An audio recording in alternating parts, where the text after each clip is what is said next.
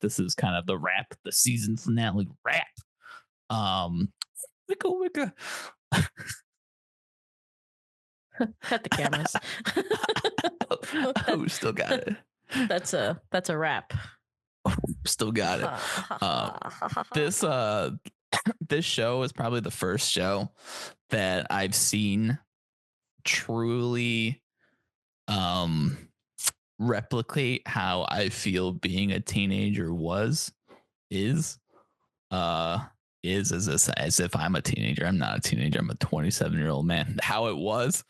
I was super awkward. I was just trying to beat up people. And I was just trying to be a crazy awkward dude. And I feel like that's this whole season really replicates that. Honestly, it's like, do you feel connected to Okaroon?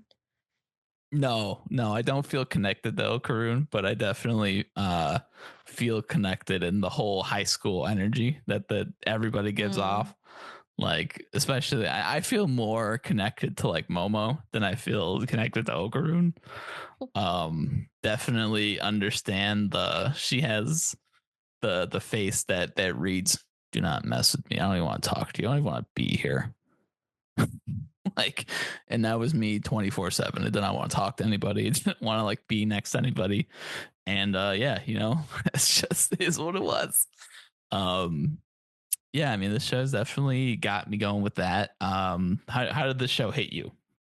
I feel like it had an aura about it that's very unique. Like, I think it sets itself apart from a lot of the other anime that's out there currently very well. It kind of like knows its niche and it plays off of that really well also. I wouldn't say that I agree with what you're saying. I don't think I connect with it in that way. But I don't know, like I really like how it played with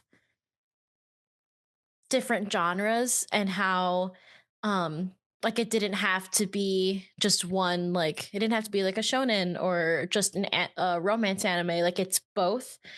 And it's Comedy. like it's very playful and it has its weirdo creepy moments. Yeah, for sure.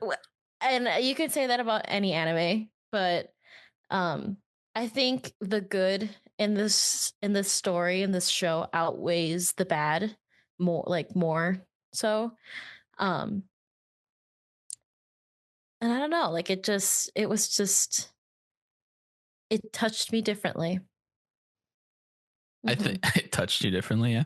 Yeah, I said that came out of my mouth, and I was like, I don't like how that sounded. I just double down on it. Just double down. I don't want to double down. It touched me different, and it hit me different. Not after this episode. It touched me and it hit me.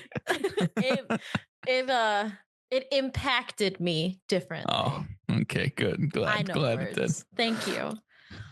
I think that this show, I was never bored once in this show. This show was definitely TikTok coded. There was God, I felt like I was on crack every time. Yeah, every episode there was just nonstop action, man. There was crazy shit happening. There was just conversations that made you be like, what is going on? And it made you think about certain things. There was just, I think the characters made the already colorful show even more colorful.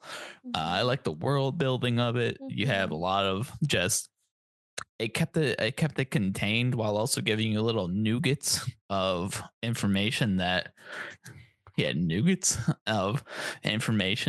later on will be dropped to you. And once the world starts to kind of open up and they become like the Power Rangers, it'll just make a lot more sense because they laid down the foundation of like what this world is going to be like.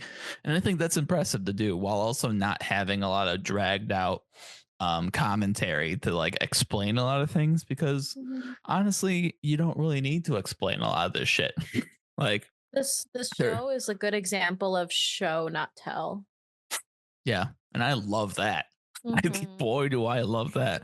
If Mhm. this Me were too. made by like Naruto, they would have taken 17 episodes to explain, I don't know, how Nessie's beam shoots out of her mouth. And I would have been like, I get it. They shoot beams. It's whatever. Who Like cares? talk no jutsu the demons. Yeah, seriously. I mean, like, I love Naruto. Again, I love Naruto, but it is heavy on just writing out full paragraphs and explaining crap. Like, boy, is it a yap fest. Same thing with like Hunter x Hunter, man. Hunter x Hunter is a yapathon. There's too much going on. This show didn't really have a whole bunch of there was a lot of nonsense yapping, but there wasn't a lot of yapping that was nonsense. That makes sense. Yes. So, like, that's what I can enjoy about the show as a whole. I think going on to like the animation and that sort of thing, the Oh, animation was so good. really, really good. So well done. The intro, we both really love the intro. This is probably an iconic intro. Mhm. Original intro, I might say, because it's literally made for the show. So they dropped a single that probably platinum. Whatever the top thing is, platinum, diamond. I don't know what their song is, but amazing that they did 2 years in a row of top songs to them being creepy nuts, dropping the mashal bing bong bong bing, and then dropping this song is just again generational wealth being given to their families. We're gonna be talking about our top favorite openings of this year 2024, so check out on our channel for that. We're going to be talking about that, so if you are interested in listening to that sort of talk, we will be talking about that as well. But yeah, intro animation was amazing. What do you think about the animation? It's beautiful. Like it's so colorful. It's so bright and it's very smooth. And I like how they played with a lot of different colors. And I think that ties a lot into how playful and, for lack of like better explaining it, colorful the story is. Yeah. Um, it's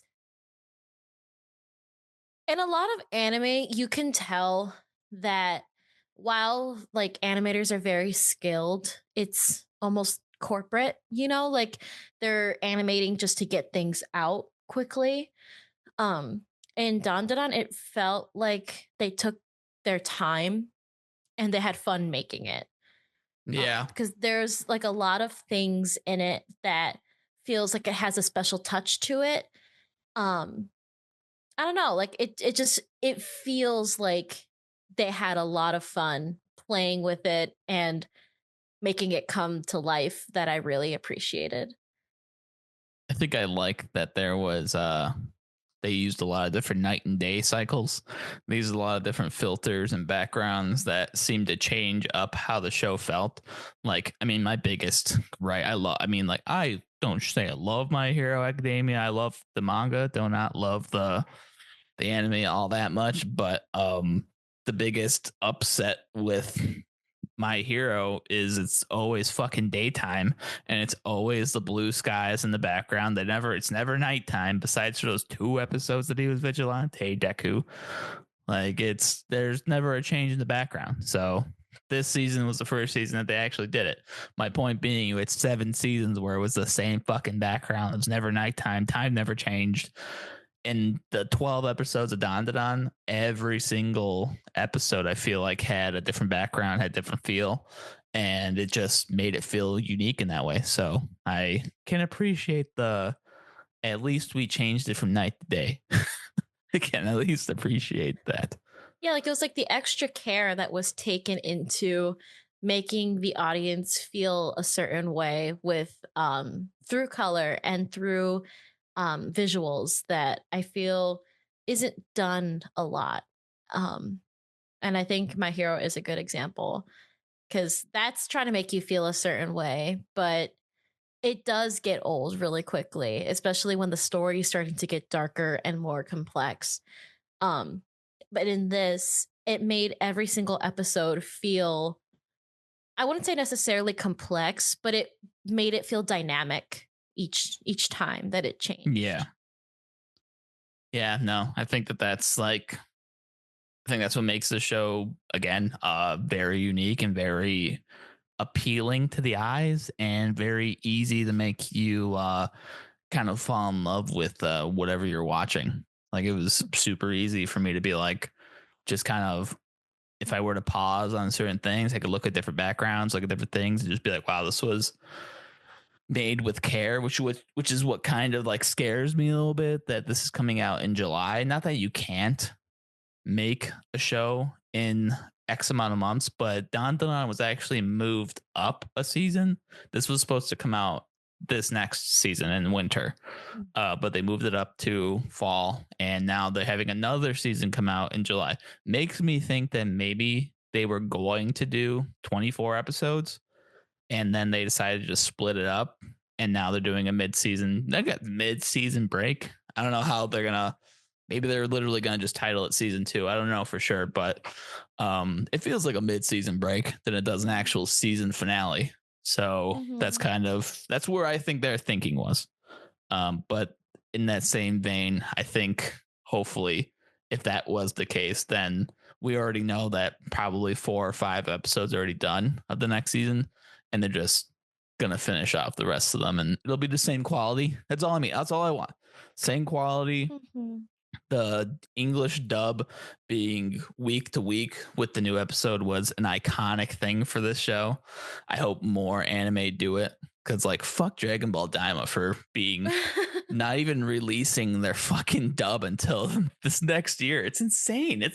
Absolutely insanity to drop almost all the episodes of your anime and not have it be in dub in 2024 is pretty insane. I mean, whatever. That's a completely different topic, but like DanDaDan being able to drop the dub and this at the same time, really great. We could talk about our favorite episode. What was your favorite episode of the season? Hmm. I still think my favorite episode was the acrobatic Silky episode. The one where we see her backstory. I think that was episode 7. Yeah, I think that one is probably my favorite because it was such a different, it was a change of pace. And it was very moving. It was very touching. It was something I didn't expect to see in a show that's been pretty goofy and like Yeah. um very not like, I guess like sci-fi, like, it had like a different vibe to it than showing such not graphic but very touchy subjects, something more serious. um I don't know, like that's kind of like when it changed for me. It's like, oh, okay, like we're this is what we're doing. Um and I feel like it was just also very well done. Like it was very like minimal speaking. And again, it showed you, it didn't tell you. It I think that episode was just very tastefully done, and I still think about it. Yeah. I think my favorite episode of the season was episode 5. I really liked Mm, it's a good one. the whole high school. I think that was a great high school episode when both Mhm. of them were acting like they don't like each other, but It also was being like, cute. oh, I like you. That was a solid like 20 minutes there of just straight up hilariousness, awkwardness, and really showed who these characters are for the really, I mean, not that they didn't for 5 episodes, but really showed who they are as like people outside of, you know, just running away from demons. Like it was a good change of pace from that. Mhm. And it, like I said, I like the character development of everybody. You got introduced to some of the other like at the end. I think we met Ira at the end of that episode, and we showed Momo was like, "Oh, I do care about Okura because she gets jealous too." So it's kind of funny now looking if you're comparing them from that Now, episode yeah. to now with Okarun crashing out. It's like I can only imagine what was going on in Momo's head. Like, which would have been a really cool instance now to compare and contrast. But I really like that episode. And you kind of like episode 7, iconic episode. I think it's probably one of the best backstory, most Mhm. emotionally driven anime pieces that I've seen in a long time. Mhm. And I think that it told a contained story very well in 20 minutes while also Mhm. continuing the story that we were already doing. Mhm. So it didn't distract from the story. It pushed it No. forward, and it Mhm. did a good job of doing that. And I think a lot of stories kind of have a hard time of doing that just because it distracts so much to tell you the story or backstory of whatever they're trying to do. And it's like then when you finally get back to where the plot was, you're like, what is happening? And then it only took one episode to really drop it down for you. So yeah, episode 5 and 7 definitely top tier points. I mean, the season had episode 9 was crazy with the with the nakedness. We had a bunch of controversy here. This is the first show that we really watched on the channel, so kind of a send off in a way of our first completed anime season. We started this channel in October. I mean, technically July, but technically we didn't post a video till like October. So Uh, um meh. so yeah, I mean that's kind of our. Do you have anything else on the season, by the way? Great. Solid. Oh yeah, what do you judge it? Peak What do you judge it? aura. What do you judge it at letter grades? We're only gonna do letter grades on this channel. No number grades. A. A, non A plus, non S plus. I need to see more. Okay, I respect that. I respect that. I give this season. I give the same grade. I give it an A. It's probably my favorite of this fall 2024 season for sure. Best intro of the season by far. Uh, love the animation, blah blah. What do you guys think? Let us know in the comments below. Thank you guys for watching our whole recap of each week. We appreciated all the conversations we've had with you guys, and if you want to keep having those conversations, consider subscribing. And yeah, we'll see you guys in the next video. Bye.